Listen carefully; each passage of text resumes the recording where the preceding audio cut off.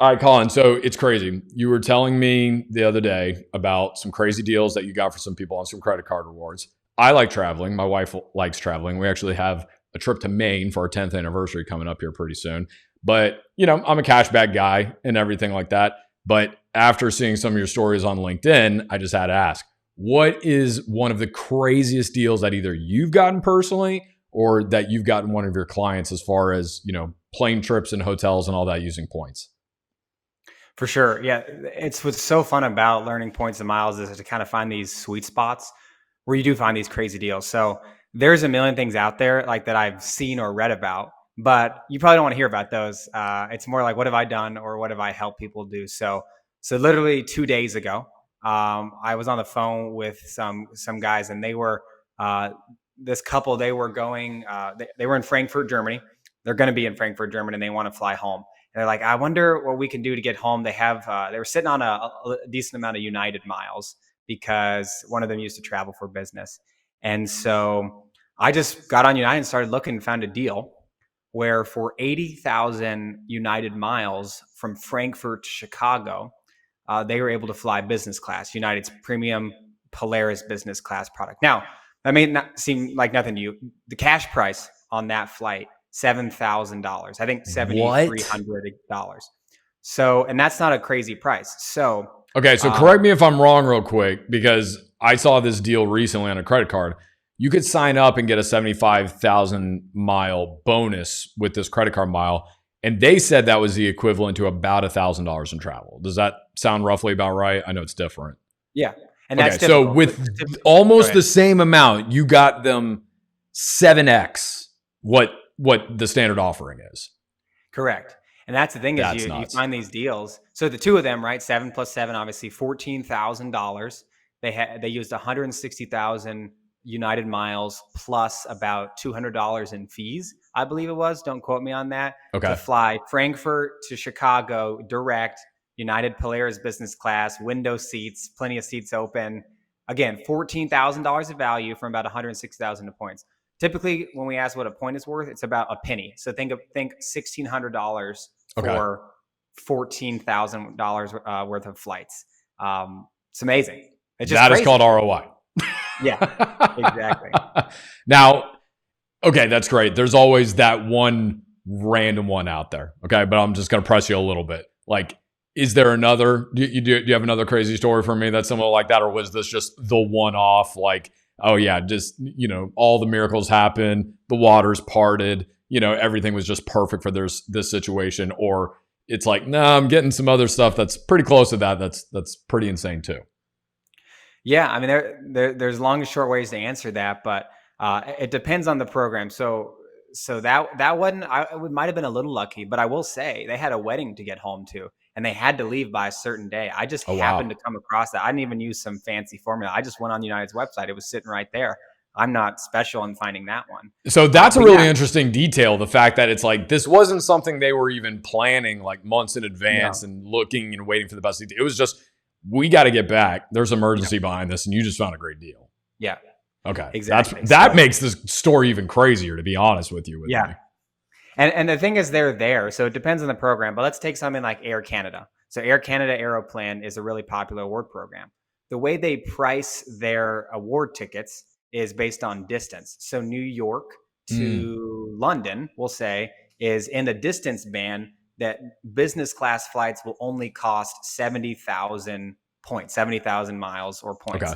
Again, most of you or you probably don't have any Air Canada points, but if you have points or miles with American Express, Capital One, Citi, or Chase, those can be transferred directly to Air Canada. So most people listening probably do have Air Okay. Canada points. They just didn't know it.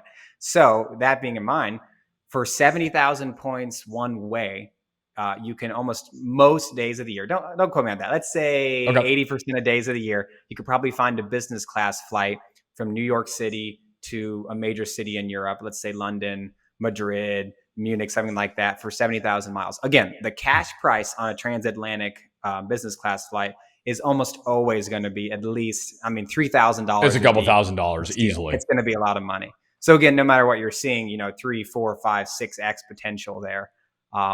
And so, yeah, so I would say depending on the program, it's certainly you're able to find it a lot of days. Now, when it does seem like the one day someone really wants it, you can't find it. But if you have, I would say just a little bit of flexibility, these kind of crazy deals are able to find. And then on the less crazy deals, they're all over the place. There's a million, and Okay. we're just talking about flights. There's hotels, which are often actually easier to find deals, but they're not always as kind of wild where you get a 10, 15x return like that United flight home. What are some of the, because I know a lot of these offer hotels, they might have, partnerships with certain resorts or, whatever the case may be. I think that's the lesser known aspect of getting some of these travel stuff. I think people know about, flights and different things, maybe not the details, definitely want to talk about that. But, what's like an example of some of the things that you've seen or, even done yourself just around the, sorry for the gunshot sound, everybody, if that's just me slapping the mic around. But yeah, just talk to me a little bit about like, hotels, resorts, different things like that. Like what kind of perks can you get? Yeah, well, again, a lot of the value is going to be storing up big bulks of bank points, right? Because they're flexible. So American Express, Chase, Capital One, and then transferring or deploying those points. So 10,000 American Express points just becomes 10,000 Marriott points. So we want to find value adds there. In the hotel space, a lot of people argue one of the best value programs is World of Hyatt. Why? Because they organize the pricing for their hotels in categories. So they have category 1 through 8 hotels. Category 1 start at only 3,500 points a night. Category 8 start at like 35,000. I can't remember quite off the top of my head, but you can find some sweet spots there. So for example, for any Hawaii fans out there, the Grand Hyatt Kauai, I think I'm saying that right. I'm probably offending some Hawaiians here, but the Grand Hyatt Kauai, for whatever reason, Hyatt prices that hotel in the category 5. So it's only 25,000 points a night, most nights of the year. What's crazy, that number may mean nothing to most people. What's crazy is that hotel easily goes for over $1,000 a night. So if we continue to remember 1 point equals 1 penny, 25,000 would be $250 a night for a $1,000 a night hotel. That is a deal that you should be able to find most times of the year. Now there's some peak seasons in Hawaii where that deal might not necessarily be reflected, but that's not something you're going to have to travel on some bizarre day in the worst weather of the year during hurricane season or something, like that's available all the time. And I've helped a number of people book that. On the personal side, I booked a hotel. It was a little bit more simple. It was an all-inclusive resort in Cancun, Mexico. My wife and my daughter and I went just a few months ago. The hotel is about $700 a night. But I transferred points from Capital One over to Wyndham, right? Wyndham is actually a pretty large hotel network. They charge only 30,000 points a night for this hotel. So it's all inclusive, drinks included, food included, 7 restaurants on property. Again, and that's $300. $300 a night for a $700 a night hotel. And again, no cash left in my hand. It was points. So I had 7 nights there. I used, 180,000, 150,000 points. Okay.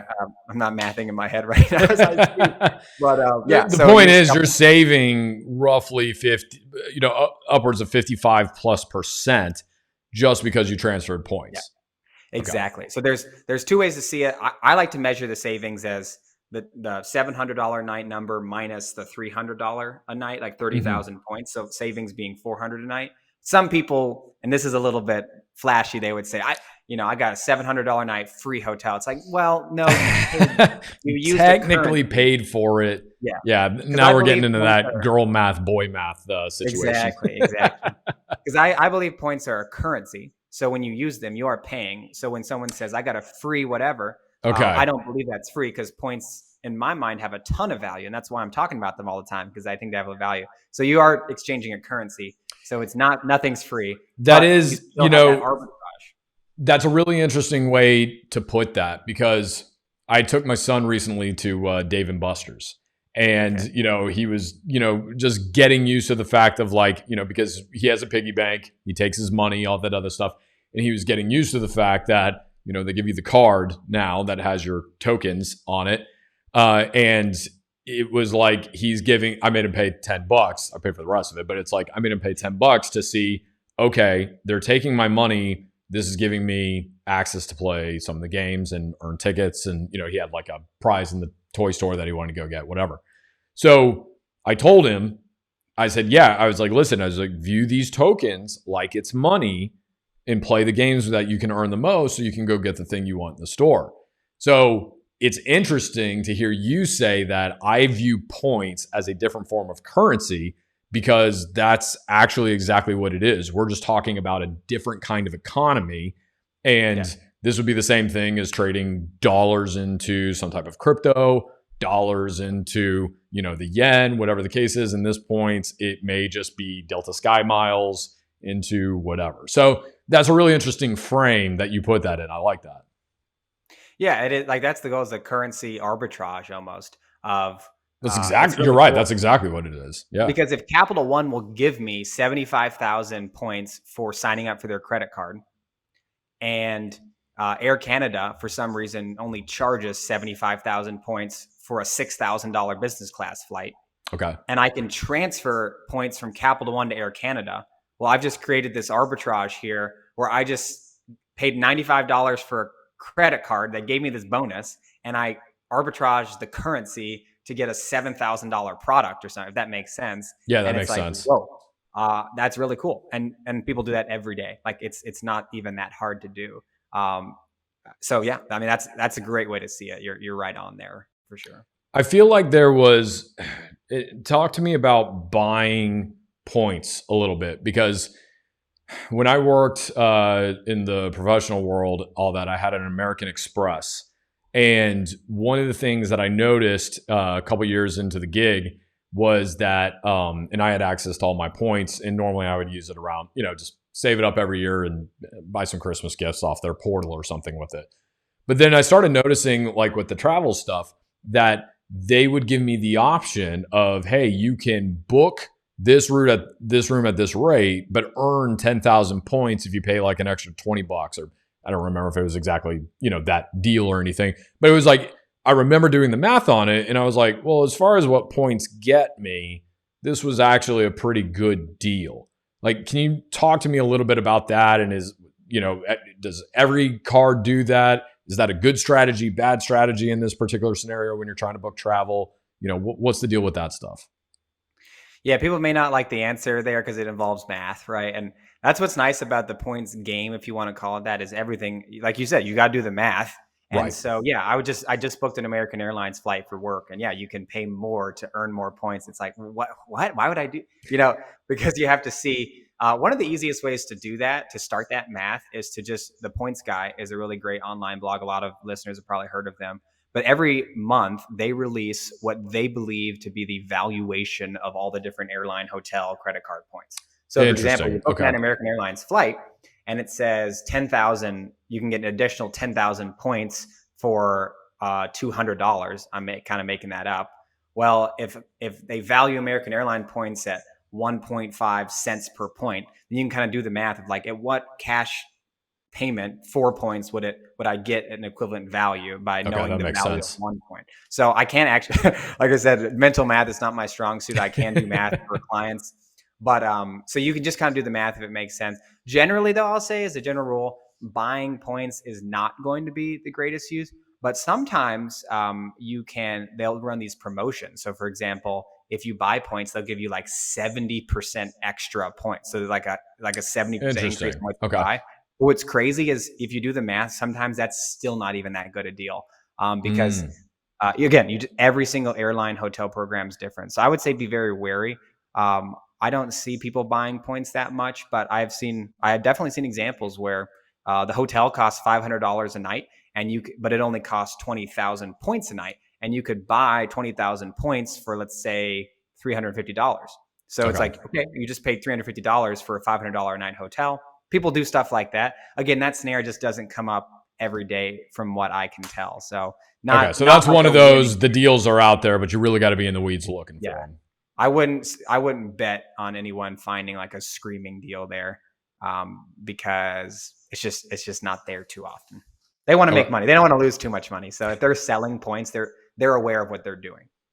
Okay. I want to switch it up on you a little bit and then, get back to some of this stuff, but you've been doing this for a long time. Give me a little bit of like, how long have you been in this game of, of the points economy, I guess we could call it. And, why, I know you're not some multimillionaire booking, hundreds of thousands of dollars in travel every single year or anything like that. Talk a little bit about your background and what you're doing, why you do this kind of a thing, so people can understand the fact that, yeah, you don't have to be, super rich or own your own business to be able to really get the benefits of this. Yeah, I mean, I started this kind of journey. It was January, so it really, to be honest, wasn't that long ago, which I'm fine admitting because you can learn a lot quickly, and I've done a Yeah, I lot. think that's great. January 2023, I wanted to take my wife on a vacation. We just had a baby, almost 1 year old. We got married, like pregnant right after we got married, so we just hadn't had that much life, and there was not much money. We actually got married when I was still in college, and it was like, okay, we should do a vacation. Like the baby's almost one, let's do something. And we kind of looked at how much stuff cost, and the fanciest thing we could find was a cabin in central Ohio. So not exactly the Park Hyatt Maldives. That's a destination spot right there for you. Exactly. And everything, it just felt like it was so overwhelmingly expensive to do a trip, and we didn't have like any cash flow. I was just starting my career. We were so, new in everything. And that's a story of a lot of people who kind of get into points. And so you just kind of start playing around on Google of like, well, how do you save money on travel? And that stuff's going to come up. And for most people, it can be a decent way to save money. But as I kind of like peeled the onion farther and farther back, I started to see these crazy things where it was like, it wasn't 75,000 points got you $750 off a trip, which is how most people use their points. It was 75,000 points got you $4,000 off a trip. And it's like, whoa, like there's ways to do that, because all of a sudden now you can do, really advanced trips. So we started a simple thing, and we used points to get us to Rome. Like we've been dreaming to go to Rome. That was important to our family, and we went, and it was awesome. And then another deal just came up, and we ended up using points to. So it was $1,800 worth of flights. We used 42,000 points for. So like $420 for $420 worth of flights to get to Bonaire, the small Dutch island in the Caribbean. And then we were just having fun, and I actually. I was between jobs, and this resort, this deal came up for the all inclusive, and I just saw that. So again, we used a bunch of points for, a couple $1,000 vacation to Mexico, and then we used points at a small hotels around, or quicker domestic flights just to visit family or friends or something. So kind of now used points for a ton of value. And as I was learning, I was just walking with people, so I was just for free helping people out, chatting them on the phone. And then eventually I was like, well, I actually know more about this than like most people. I'm not the smartest guy in the world, but like from the average Joe sitting next to me, they know nothing. And I've like figured this out. So maybe I could charge $40 for a call. And then it kind of went from there. And so that's kind of how I've built what I'm doing, and kind of in consulting people, work one-on-one group classes, kind of teaching people this stuff. And yeah, it's been so fun to learn how points can help you. And so now, like, I'm a normal guy. I'm not rich. I'm not spending $50,000 a month on my e-commerce business, right? Can't even do math on a call. I mean, I can't even do math on a call. What good are you, man?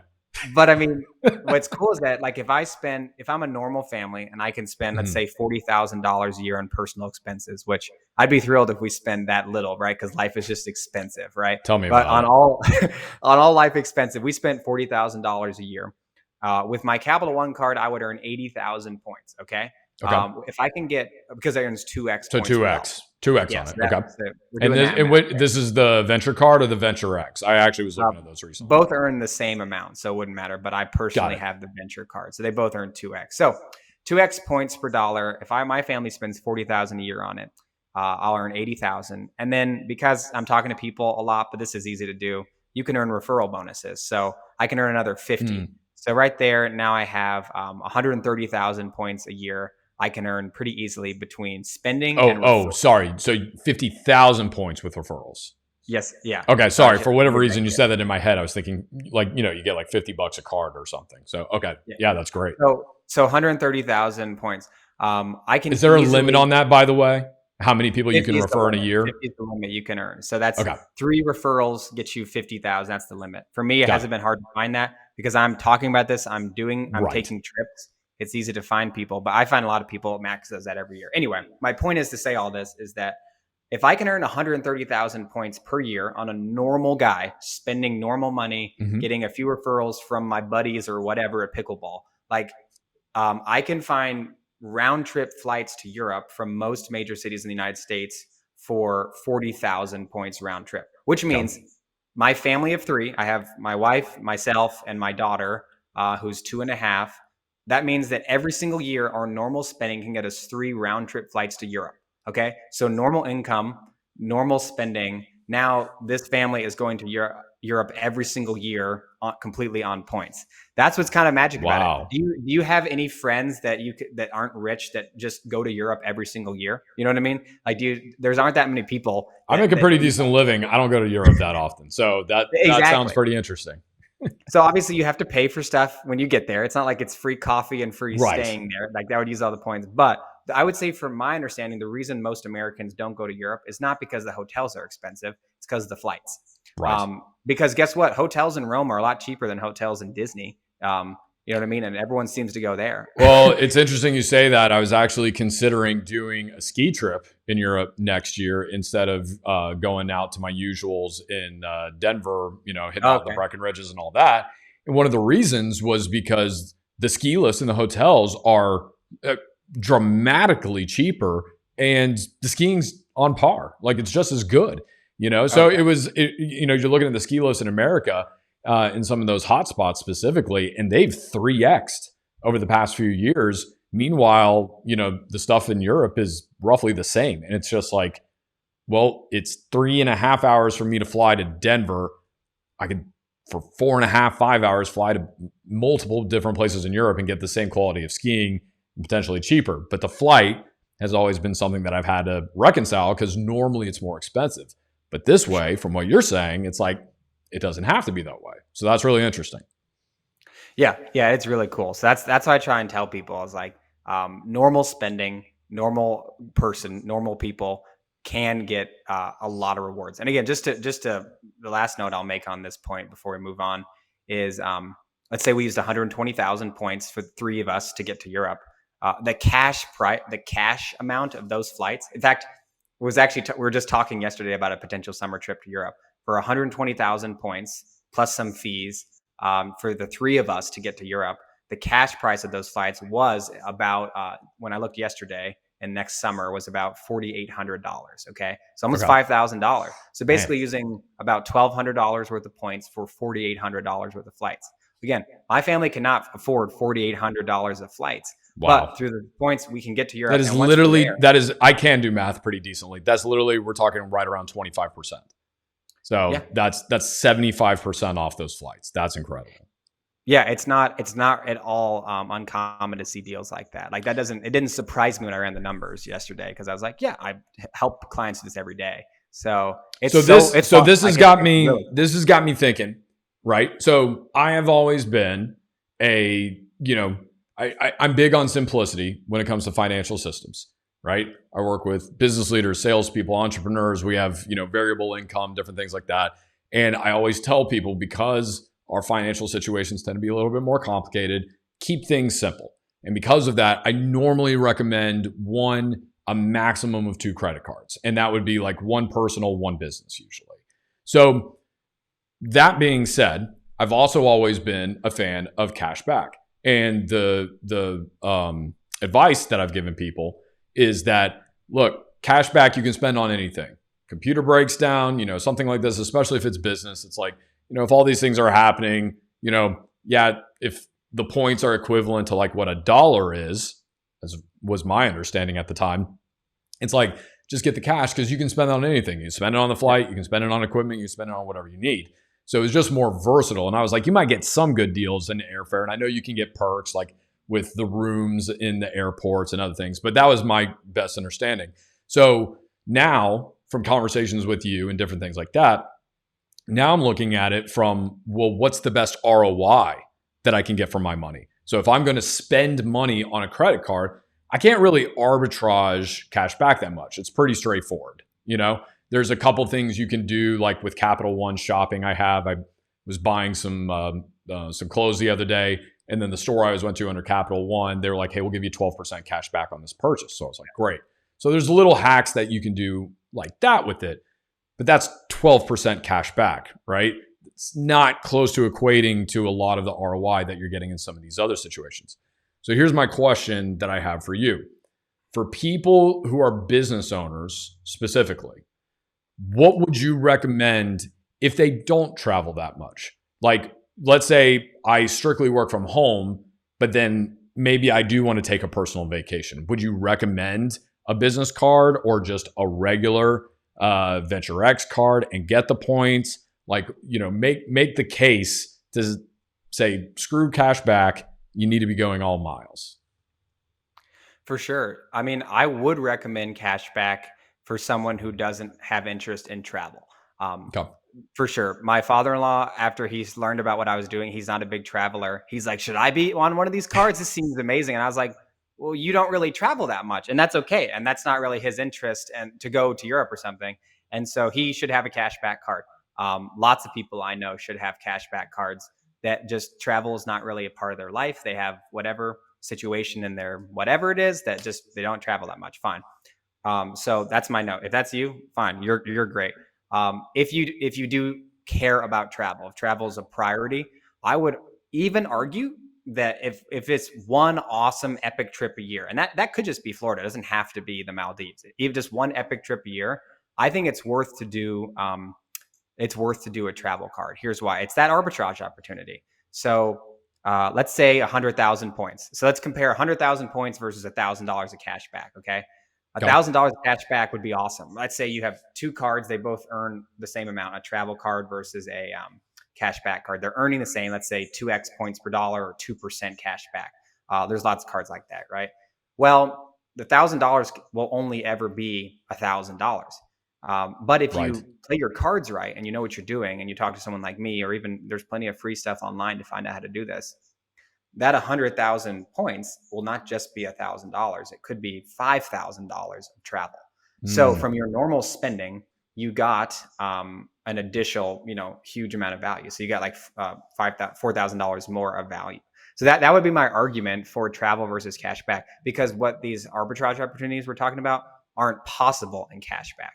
And even just to note on that shopping portal thing you mentioned, those are actually available with points all the time. So with Chase, for example, they have a place where you can actually earn ultimate rewards points with your shopping. So Macy's will have 10x points per dollar, and you can earn extra points there. Another crazy thing too with like the double arbitrage, I guess you'd call it, or maybe triple. I'd have to think through it more.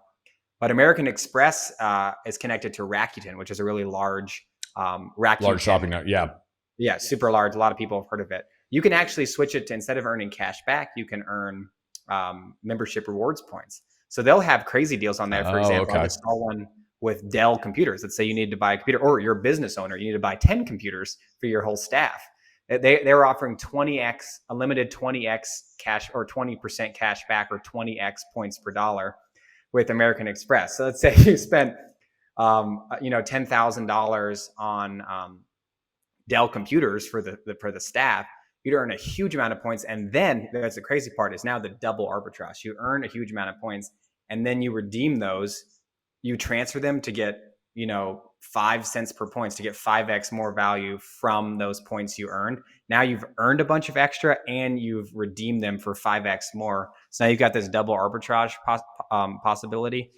It's pretty amazing what you can do for flights and hotels. So to bring it back, it's worth doing. It is a little bit more complicated, not on the setup, but on the back end. And so when you're actually looking for the deals, the setup is I would recommend, if you're a busy business owner, have one personal travel card, have a business travel card, put your expenses there, keep it simple. Most people with cashback have the same. Where it gets more complicated is spending 4 hours looking for one of these crazy deals. And that is where I've been able to offload that as a service. It's like, hey, you want to do this? Just email me what you want to do with the points. You can pay me a little bit and I'll do that for you. So that's the service I do. But yes, it can get complicated. So I agree with you. Yeah, I know you have a lot of happy customers who are love the fact that you're like, hey, can you just book this trip for me the best you can? And you do a great job with that. So that's very true. Let me do this. This is the last bastion I have. I mean, I'm about ready to go sign up for travel rewards credit card after that. But I'm fighting you here as best I can. Okay. So, because I'm trying to get all the doubt out that anybody else might have here. So, and sorry to anybody who's a Dave Ramsey fan. I know that your ears are probably burning as we're sitting here encouraging credit cards. So, if you haven't logged off already, I promise this conversation is not going to get better for you. I encourage you to just turn the podcast off. But for the rest of you, if you're loving this, we got some good stuff coming. So stick around. This is going to be good. All right. So my last holdout is this. And this is kind of funny to say with all the inflation we've been having, but cashback rewards, I have $1. That's worth $1. Okay. Now, price of the dollar is going to change. God knows this government loves to print money and absolutely destroy the purchasing power of that. But all that aside, $1 is worth $1. So one thing that I feel, I could be wrong about this, but I feel that I've seen over the years, just from reading headlines and things like that, is that companies are constantly changing what you can get for points. So maybe, you used to be able to get, a flight for 20,000 points or something, your average flight for 20,000. Well, 10 years ago, it could have been 10,000 or something like that. Is that accurate? Is that a feeling I have? Do they move the goalpost? Because, again, this is their economy. So they can, dictate whatever a point is worth at any given point in time. Now, obviously, there's the value. And like you said, that arbitrage discussion that has to remain somewhat consistent. But, from what you've seen and what how often does that tend to change? Yeah, what you're describing is people call it like pointflation. It's the exact same problem. I like that. Pointflation. Nice. Which is there's some sort of mechanism that, increases the price of the thing that was just like eggs used to be this. And how do they all of a sudden become this? I don't understand it, right? And that's, the exact same thing happens with points. So yeah, every year, every month. It's a good thing that doesn't happen to our dollar. There's no inflations on the dollar. So I'd say it's no more an issue with points than it is with dollars, really. I wish that wasn't the case with dollars, but that's a whole different conversation, I guess. But with point, it is. That is a problem. And so, it's just one you have to deal with, and the same one you have to deal with dollars. So, for example, Avianca Life Miles was this Colombian airline who had this amazing program. You could transfer your points of Capital One to them, and they charge 30,000 points one way to Europe, which is a pretty good deal. You could fly United flights to Europe. They just changed it. So now it's 39,000 points, I think, one way, which is that's a huge increase, actually. I don't know what that's pretty big. More math, right? On this. That's a huge. I just did it on my calculator. It equals a lot more. So that happened. That just happened overnight. They didn't tell anybody. And so that's annoying. So if you were banking on using, Avianca Life Miles to get yourself to Europe, well, that kind of now you have to use way more points. But I would say the hedge against that, because that's what we want to do. We want to hedge against inflation. Right. We want to hedge. Our hedge against pointflation is earning flexible currencies of points. So the big three I like to focus on are American Express, Capital One, and Chase. Those are really strong. Okay. So American Express, I believe, transfers to 18 different airline programs. Okay. That's a lot of airline programs. That's a lot. So yes, some of them are an absolute waste of time and they have crazy inflation. And maybe in 2012, you could get the deals that you can't even imagine, but it's not 2012 anymore. And egg prices reflect that, right? And so tell me about it. But what's cool is though, if you have these flexible currencies, Amex, Capital One, Chase, even if one program absolutely tanks, there's still in the points and miles world so many great opportunities if you have access to lots of these programs that you can deploy your points for massive return, massive value. Can I trade my points from one credit card to another? Like if I had Amex and then it just absolutely was going in the crapper, but then, I had 100,000 points with them or something, and I switch my card over to Capital One, am I able to transfer those? No, there's no way I know that you'd be able to do that. When I say transfer, it's only to airline and hotel programs. So for example, transferring Amex, you can transfer 1-to-1 to Delta, you can transfer to Marriott, you can transfer to Air Canada, Air France.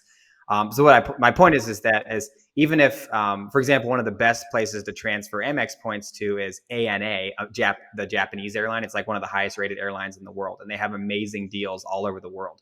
If ANA just tripled their prices for award flights tomorrow, that doesn't tank Amex. Amex still has 17 other airlines that have decent stuff. That's a good point. You can still go to Japan by doing other stuff. So it's like, even if as every day that these programs, like you say, get worse and worse and worse, there's some get better, some stay the same. And so it all kind of aggregates out to still, in my head, being worth it. The minute it's not worth it, I will switch to cash back and just use that to fund my travels. But I know for a fact, like, I can get literally 5 to 10x more value from my points than I will get from my cash back. Yeah, it's not even close. Like if we were talking like an extra 10% more, I'd probably stick with cash back because I like the flexibility of that. It's not worth an extra, giving that up for just 10% more. But what we've talked about is significant. I mean, like you said, up to 20 or, 75% off a ticket price for a plane ticket or a hotel night stay in some areas. I mean, that's something that me as a money guy, I can't ignore that. So yeah. So let me do this. Let's transition a bit, consult me on this. I'm planning our 10th anniversary for me and my wife. We were talking about this last night. We're going to Maine. Super excited to eat ton of lobster and oysters. Okay. And so we're going up there in October. So I live in, small regional airport, primarily just flying Delta and American for the most part. It's the only thing coming out of this. So coming to you and just saying, what should I do? I don't have a travel back cash card right now. I saw Venture X, or Capital One. I have 2 credit cards with them, a business and a personal one. One's cash back. They've been sending me some offers. I saw one for like 75,000 points. I know I got to spend money to get that. I may not have that in time to book the trip. That's fine. But what should I do? Is that a good scenario? If I already have Capital One, is that a good card to go with? How would you, leverage the situation? Just kind of walk me through this. Yeah, everything is destination dependent. So could you use points to get to Maine and stay in Maine? Yes, there's basically unlimited ways to use points. But the question I always come back to when I'm helping people is, if points are a currency, are we using them for their kind of full potential value, right? If we see them as a currency, we only want to use them when they really matter, when they really kind of pack a punch. And so I know, for example, that you flying from a small regional airport to Maine, unless you, I don't want to get too detailed, but unless you have American Airlines points, you're probably not going to find a very good deal. Or if you have a ton of flexibility and find kind of a lucky deal with Delta Sky Miles. But it sounds like you don't even have Delta Sky Miles. So don't have any of them. Yeah, I mean, to write home about. So what I would say when I hear people ask questions like this is, okay, so you want to get into points and miles, but your first itinerary item is that you want to go to Maine with the wife. Great. Go to Maine. I'm going to assume you have money because you already had plans to go to Maine. So it's not like you were relying on points to be able to afford it. Sounds like you can afford this trip. So here's what I'd say this is, go to Maine, enjoy your time, and then go ahead and let's get started in points and miles, because a small regional airport to a small rural part of America is not going to be a great use of points. What we want to do is kind of let the deals guide us a little bit. So there's some sweet spots in the world of points and miles. So let's say you do get a Capital One card. Next time you and I talk after the main trip, after spending, you got stuff come up. Now you're sitting on 150,000 Capital One miles and you're ready for the next trip with the family. Well, there might be ways you can get to Europe. That could get 3 round trip tickets to Europe, or that could get you round trip tickets to Hawaii. That could get you to the Caribbean. That could get you hotel stays in Cancun and, Barbados and things like that. So what we'll do is we'll earn the points and then we'll identify some things you like.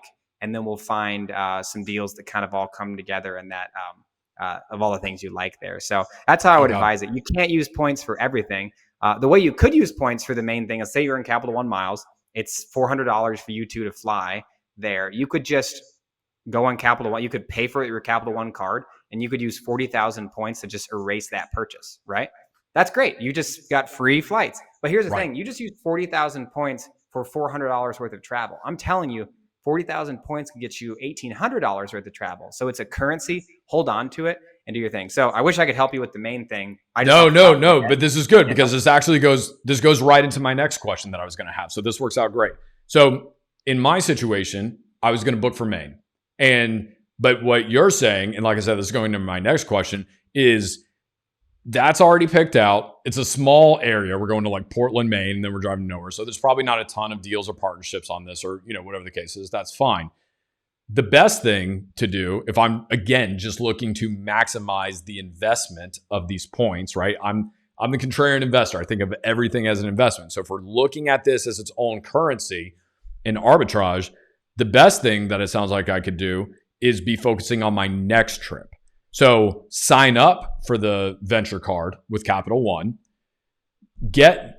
use that credit card all on the trip, because I think I have to spend $3,000 or $4,000 within 3 months. It won't be hard to do. I can have that out in a month with our expenses. Kids love them. Well, it's not just kids too. I mean, we're expensive too. It's our fault. Yeah. But the point is, it's like I could sign up for that, knock out the $4,000 to unlock the $75,000 rewards, which, as I understand from you, that's a pretty good deal, right, for a sign-on bonus. Yeah, that's really good. Okay, so I get the 75,000. I booked the entire trip on that. So I've locked that in. Now I have 75,000 points. And then the next time me and my wife want to go get away somewhere, don't say, I want to go, I guess this is the question. Is the better way to do it to just say, we know we want to go to a beach somewhere. Let's see what the best value for the points is, versus going, hey, I want to go to Cancun, Mexico, Playa del Carmen, wherever, let's see how far the points can get us. Is that kind of what you're recommending to get like the best bang for your, flight bucks? Yeah, that could be a great strategy. I mean, you don't have to do it all the time. Some people have the luxury of, I live in New York City and I'm interested in, like, my family lives in London, so I think I want to do that. It's like, okay, well, that's like, there's literally 100 flights a day. So great. But if you live in, Alabama and you want to go to Shanghai, like that's going to be a little more complicated. So, you know what I mean? So yes, if you can build it around where the deals are, that's going to be awesome. And so, like, for example, my wife, like, we want to maybe go to Europe next summer, but we're going to do it with 2 kids. My wife's pregnant. And so we're like, we literally have to fly nonstop. Well, we can only fly from Chicago and Detroit, are the 2 airports that probably have nonstop. There's only a few nonstop flights with the programs that I know are the best deals. So that kind of locks us into Madrid, Amsterdam, or Paris, or London. So we need to figure out like which one of those cities works, which one could we use to like get somewhere cooler, or maybe we want to go to one of those cities. So yes, go where the deals are. So I talked about that hotel in Hawaii. So let's say let's say you have no points right now and you get a Capital One personal card and you have a business, obviously. So you get a Chase business card. I don't know when this will air, but until September 5th, Chase has a record high sign-up bonus on their business card. It's 120,000 Chase points. Wow. So you could use like less than all of the Capital One bonus to get you guys to Hawaii. And then that Chase bonus could get you 4 or 5 nights at that Grand Hyatt Kauai. Again, we're up to like a $6,000 vacation that you use points for. Again, you paid 2 annual fees for credit cards. That's about $95 each. So very little. And you put your normal business and personal spending on there. We're just spitballing a $6,000-$7,000 vacation right here. It's pretty amazing what you're able to do. And again, I don't recommend to, to churn the next card. Well, then you wait. So now you're spending on your business. You make sure you spend as smartly as possible to earn as many points as possible, and you do it again. So I'm not saying you need to sign up for 19 credit cards. There are people who have their little flip books of all the credit cards they have. I'm not that person. I don't want to be. We want to keep life simple. But yes, to answer your question, I know I'm going long here. The most efficient way to use your points for the most value is going to be to go where the deals take you. And that's my wife's and I's attitude. We have nowhere we have or need to go. We're going to let the points deals that show up in my inbox from newsletters and stuff just take us. That we see it. Oh, sick. Never thought about, filling the Colombia. Probably not there. I don't know, but let's just try it out. You know what I mean? So and poor you, not having any specific destinations in mind, you've only ended up in places like Mexico and Rome, for crying out loud. Right. Yeah. So it's like it's not like these deals are taking you to, I don't know, rural Ohio. It's like you're getting some amazing destinations with this. Well, supply does seem to demand often seems to equal supply in the points world of like everybody wants to go to Rome and Paris. And there happens to be a ton of great ways to get to Rome and Paris. Everyone wants to go to Cancun. It is hard to get to Maine. Like nobody goes to Maine. I say that, like it's just it's not a very well-traveled place. Absolutely not. It's one of the reasons we're going. Exactly. Yeah. And that's a whole good thing. And that's a separate conversation of like, you want to get away from the busyness. Well, points them out. It could be harder, but there's more different sweet spots out there you can can figure out. Like I can fly to Madrid, and with Virgin Atlantic, I can actually use Virgin Atlantic to book. I could fly to Paris, for example, and I could use Virgin Atlantic to book Air France flights from Paris, right? Air France flies to every little Right, tiny because they're really airport in cheap Europe. over there. So I could get a flight to Liechtenstein, or however you say it, which I don't even know anything about that I flew country. into that place one time. Yeah, very Oh, you cool did? looking airport. No way. Okay, yeah. So it's like I could fly there. All of a sudden, now I'm in rural Europe, like in the Alps in rural Europe. Like I flew into Paris on a good deal. And I could That's a find a really cheap deal on interesting Sunday. point. It's like, yeah, you could just get the points to like a popular area, but if you were going somewhere more rural, you have the fact that, well, I already made it across the pond. So Yeah, now I'm technically flying more local and it's a lot cheaper there. So that's another interesting way that you could use that. for sure. Yeah, and people do that all the time. So that's probably what we're thinking is like, let's get us to a major airport and see what's the closest kind of more family friendly, rural, cool setting we can get to in a way that's not painful with two little kids. So. So let me ask this. This is my last question that I have on this, and this is a little bit of a pushback again. So, we like keeping things simple. I know the 19 credit cards, the old thing, you pick it up and it falls down. It's supposed to be pictures of your family, but instead it's just different credit cards, right? This So, guy. so what's even in you being as pro travel as you are, and you're talking like, hey, you get the $6,000 trip essentially if you get, Chase and the Capital One and combine the two type thing. What's the most you would recommend signing up for? Because people do need to pay attention to their credit scores, because great if you get all this travel, but if you really start hurting your credit and then you got to buy a car or a house soon and then get a worse interest rate, well, there goes all those savings. So, where do you kind of see from that, like, what's the tipping point or like the recommended balance from what you see? The whole credit score conversation is honestly, it does get above my head because everyone's in such a different situation personally, right? Are you looking Mhm. to buy a car? Are you looking to buy a house? Do you already have both? Do you have no interest in taking out a loan in the next 10 years? Some people are. That's what's funny is that you can be a total Dave Ramsey, no debt, and still use the credit card and work the credit score thing. So, it's super personal question what you're asking there, and it's different for everyone. I listened to a podcast where these women, it's called the Travel Hacking Moms, I think, and they get new cards like literally every 2 or 3 months. They are Oh, like the wow. experts of the banking system. They know all the rules, and it's to me, it's kind of crazy actually. Like they are churning cards. That is a real strategy, and you can look on the internet. There's Reddit forums, people doing that. It's very popular. And then for me, it's more, and it's efficient in that they earn a bunch, but it gets their life very very complicated. Um, a more simple thing that I can do, like I would call this a more moderate churn mentality with credit cards, is my wife and I, the way we've kind of come up with it is let's get 1 or 2 cards that we put all our spending on. So I put 90% of my spending on the Capital One Venture card, the one we've Okay. talked about this a few times. I could talk maybe another time about why I do that. But and then the thought is that we can let's get one new card every single year for the next 5 years, and that will be a nice and we'll make sure we time it so that's like an elevated big bonus. So we're maybe eyeing this like Chase card with 120,000 point bonus. It's a business card because it's like that's the highest it's ever been in history of that card. So Wow. I'm aware of that. So it's like, oh, that might be worth being our one for the year or something like that. So yeah, so we get these 2 cards, the keeper cards, and then we one new card a year, and you can earn a bunch of points that way, and it's not going to destroy your credit score because it's one hard inquiry per year. Right. We Yeah. don't And have that plans. won't knock it. Yeah, we own a house. We don't have plans to buy another house this next 12 months. So I wouldn't. Yeah, so I'm not worried You're not about having your that. credit We don't- card, credit Yeah, report pulled for I anything don't have plans significant. to buy a car in the next 12 months. So I'm not worried about that. If I was, well, then I would start to pay attention. Like, what's the credit score? Let me look. Let me look.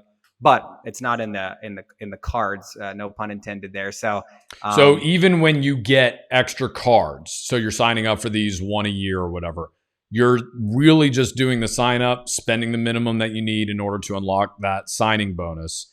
But then you go right back to your one primary card and just earning on that one. Is that yeah. kind of the strategy if I'm understanding it? Yeah, with some exception, but yeah, the easiest way to do it would be this. Like let's say you need a new washer dryer set.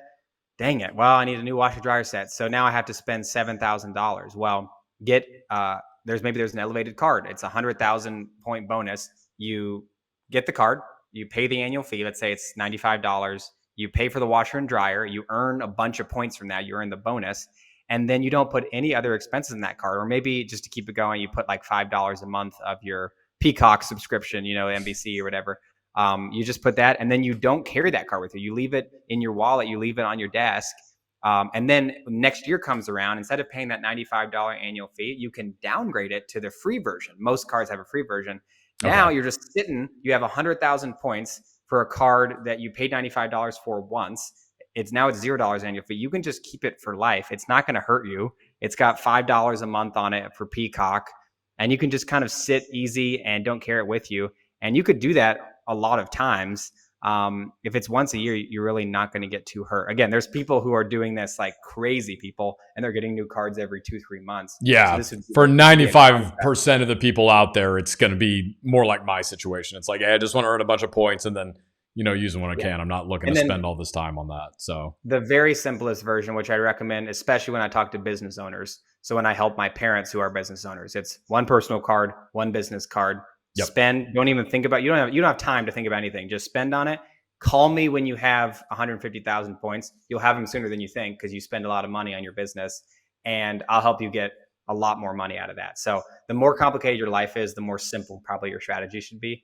But you probably want to talk to someone who knows what they're doing to make sure when you set up that strategy and take an hour and a half to do it or whatever, just make sure it's a good strategy and then don't think about it because you're busy.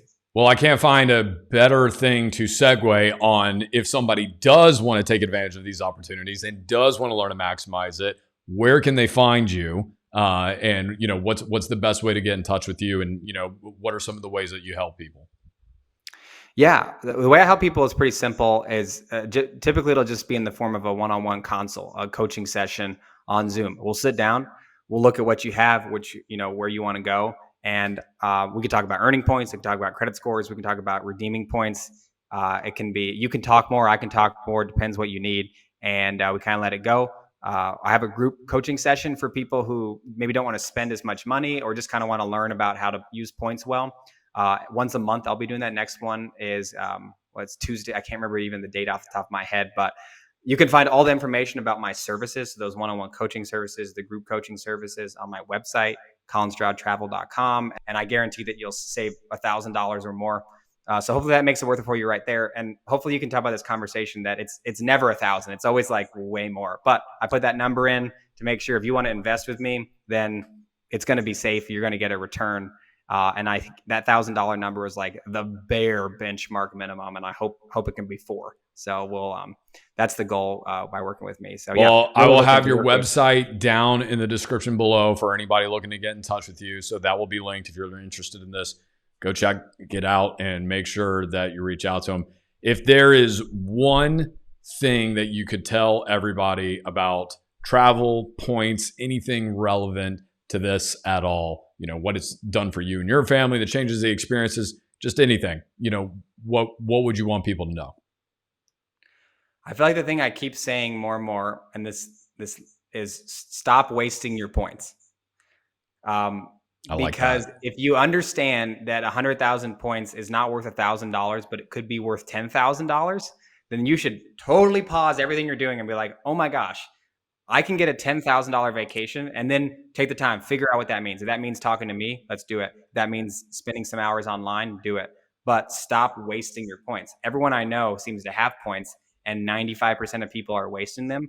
There are literally thousands of dollars on the table and amazing family memories for travel that you are literally sinking down the drain because you're not taking the time to figure out what you could be doing. So that's my encouragement: to stop wasting them, figure out a way to use them well, and have fun doing it, because it is kind of a fun game if you like chess. So I think that's awesome. Let me ask this last question as a follow-up, because this made me wonder. So time is very precious to me.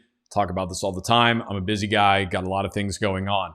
I sign up for this card, I book it, do all these other things. Me and the wife are talking. We want to plan a trip. We don't know where. We're going to kind of follow the points, see where that leads us. We have an idea of, where of like the type of destination, mountains or, beach or whatever, kind of a thing.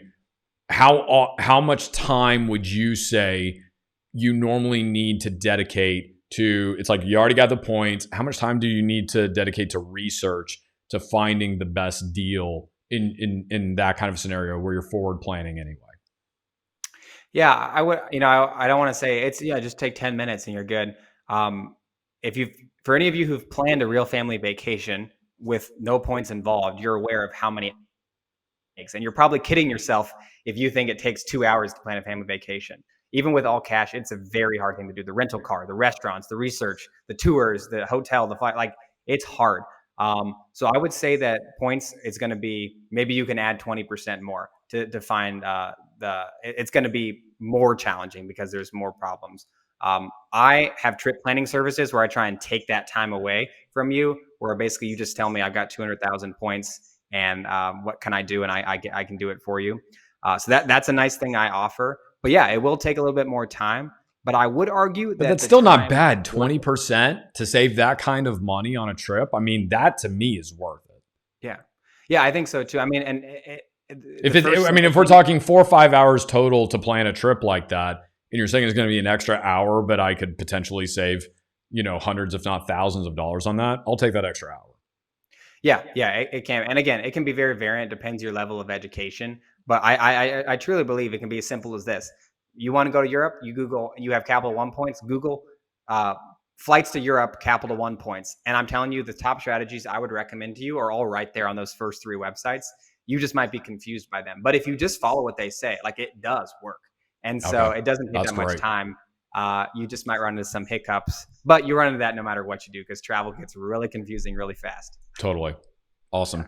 Colin, this has been awesome, man. I have to say, I'm signing up for a travel card now. I'm giving in to the cash back. I'm letting it go. So this has been awesome, Another one man. bites the dust. There we Another go. one bites the dust. If you need any more referral points, let me know. I'll sign up under yours. But this has been awesome, man. I really appreciate it. I think this is really valuable part of what we talk about all the time is about lifestyle design, right? And if you are somebody, even if you're not a big travel person, but you like to go and see your family, there's a lot of people that aren't, they spend the majority of their time traveling either in state. I mean, I live in Florida, so it's like we've got a ton of places to vacation to, but we've got family up in Wisconsin.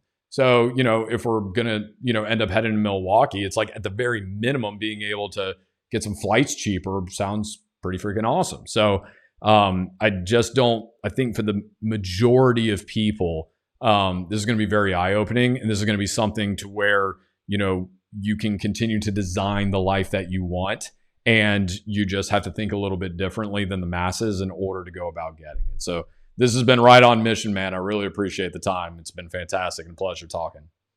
I appreciate it. My wife just said to me last night as we were talking about Europe, she's like, I just can't believe we're even having this conversation. That like we're just deciding what country in Europe to go to. And that's part of the lifestyle design. Is like we don't make enough money to like that to be a normal conversation in our home, in our apartment that we rent. But it's like because of this, it is a part of our life. So yeah, I thanks for having me on, and that's what's really, there's so many possibilities. And I think yeah, I mean, we could keep going on this, but I think that's the thing, and that's one of the reasons I want to talk to you.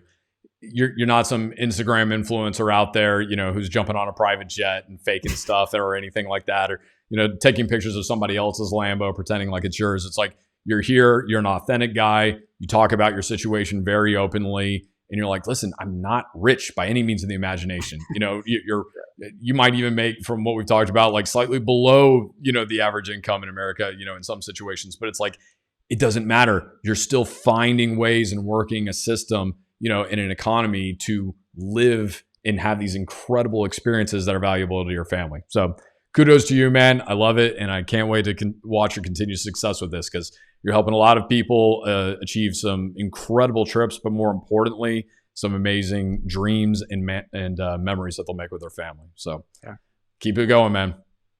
Thanks a lot, Stephen. Appreciate it. Talk soon.